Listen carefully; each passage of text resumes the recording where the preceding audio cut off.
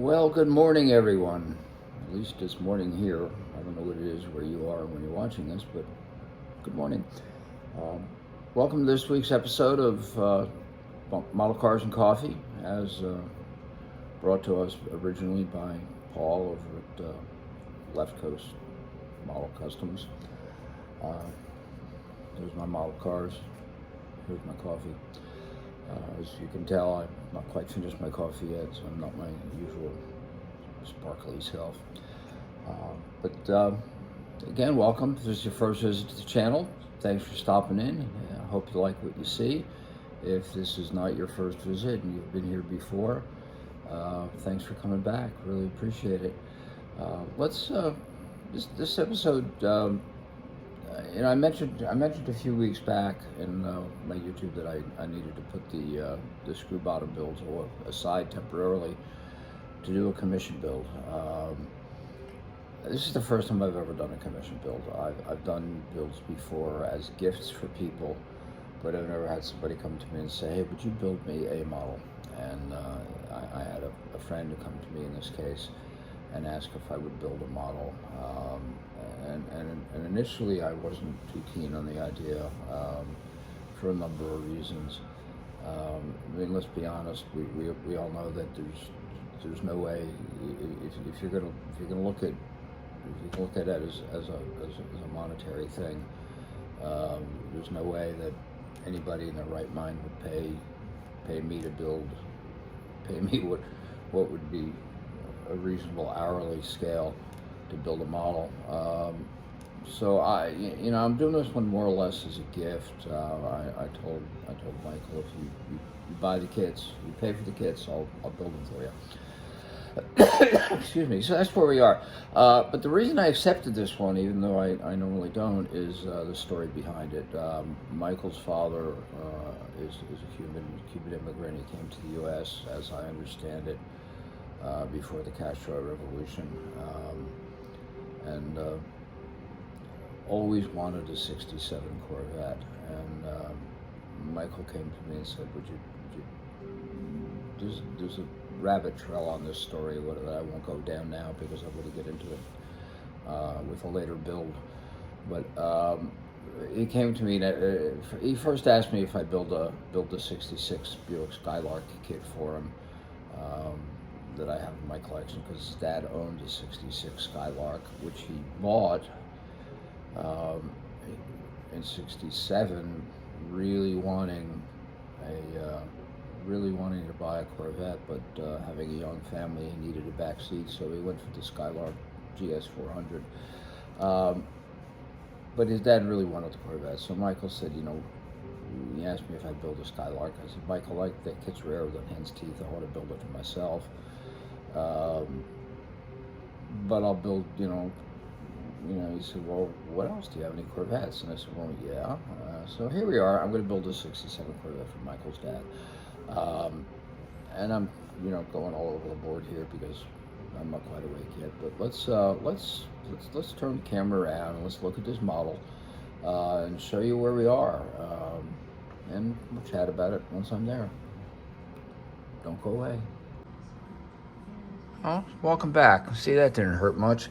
Okay, so here we are. Let's look at this kit. The basic kit I'm using is the Revell Monogram '67 Corvette Coupe. Just a great little kit. The more I build Revell kits, the more I fall in love with them. I've got the Roadster out here because I'm pirating some parts from the Roadster. Michael wanted side pipes on there, so the Coupe kit doesn't come with side pipes. Roadster did. I de-chromed them and hit them with I think that's either stainless steel or polished aluminum, I can't remember. And he also chose these wire wheel, let's see if I can zoom in here, these wire wheel style hubcaps, which again came in the Roadster kit, didn't come in the Coupe kit. So I'm doing a little mixing and matching here. Coupe kit, just if you're interested, it comes with the 4-barrel motor. The Roadster comes with the Tri-Power 427. Let's look at what we got here. Let's start with the body because, frankly, I think right now that's kind of the prettiest. Color on this is an original Chevrolet factory color, but to the best of my knowledge, was never used on a Corvette. It was used predominantly on the steel body cars. Look how clear that reflection is. It was used on steel body cars. It is called Emerald Turquoise. I sent Michael a link to 67 Chevrolet factory colors, and this is what he chose. And boy, am I glad. This is just an absolute stunning color on this car. My paint job on this, thanks to following the advice of Jason Hanscom at Blue Ox, as far as sanding and prepping and wet sanding. When I first saw a video of and had him explain the steps he goes through and the extent to which he wet sands successive coats of paint down to 12,000 grit. And I thought, boy, that's overkill. But I've been doing it on my last few builds, and it makes a huge difference. And shout out and thanks to Jason for that. If you don't know his channel, go check it out. Again, it's Blue Ox Model Shop. But this is the Corvette. This is not the final clear coat. I am going to bare metal foil it, and I have some photo etched emblems to go on here, and then I will do the final clear coat. I will do a light sand on this, with probably starting with about a 6,000 grit and go down to 12.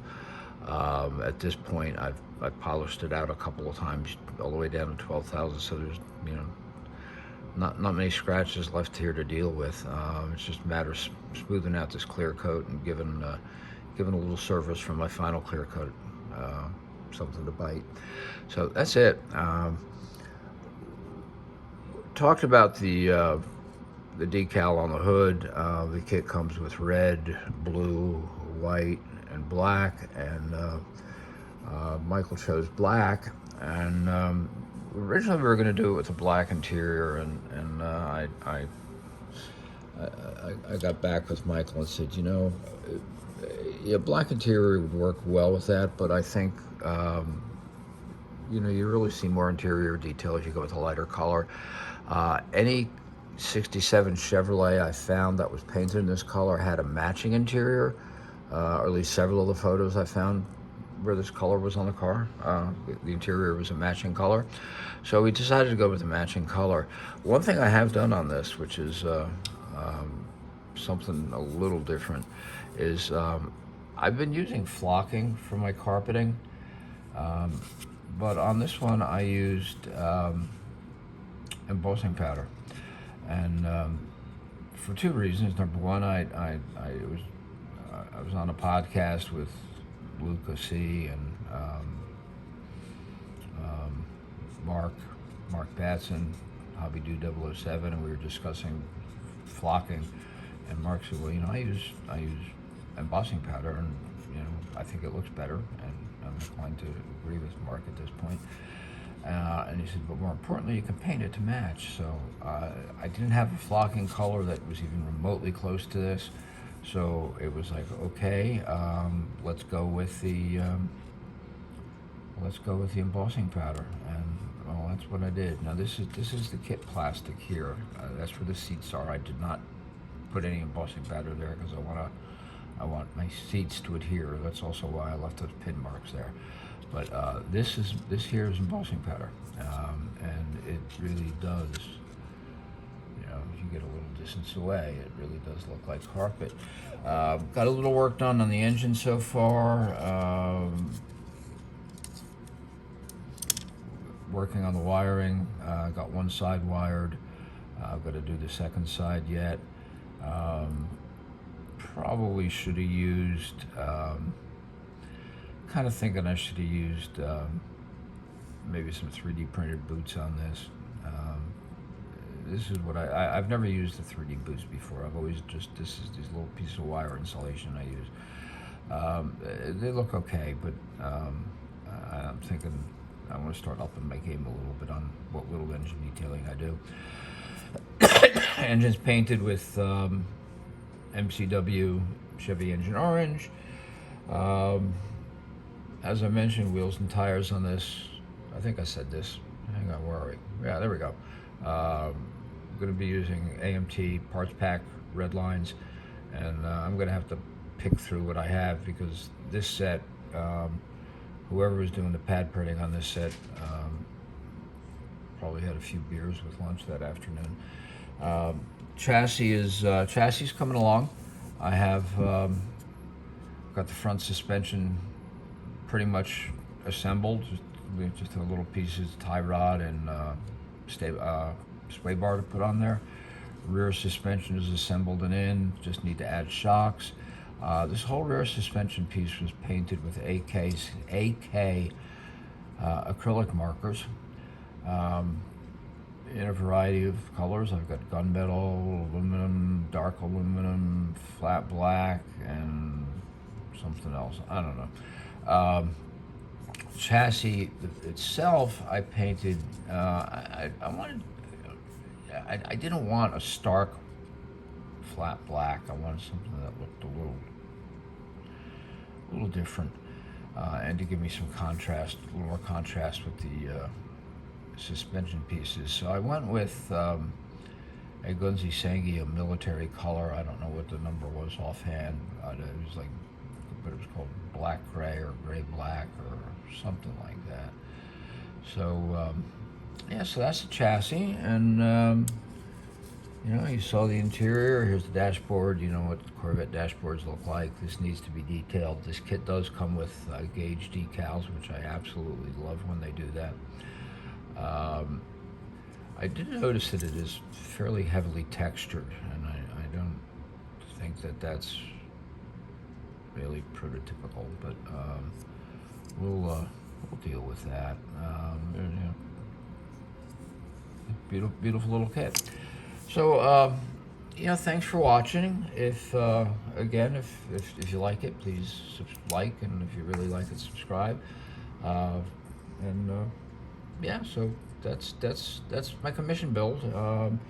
I will have this done in about 2 weeks, and my plan is to have it done by the 21st, which is 2 weeks from yesterday, to take to a mama meeting and then deliver it to Michael the weekend after. At which point I need to jump on my USAC build because time is running out on that one. So I need to get this one done sooner rather than later.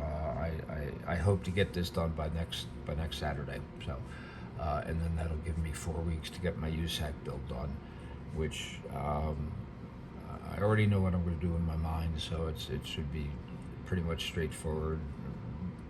Doing pretty much out of the box on that, with just some little different paint details.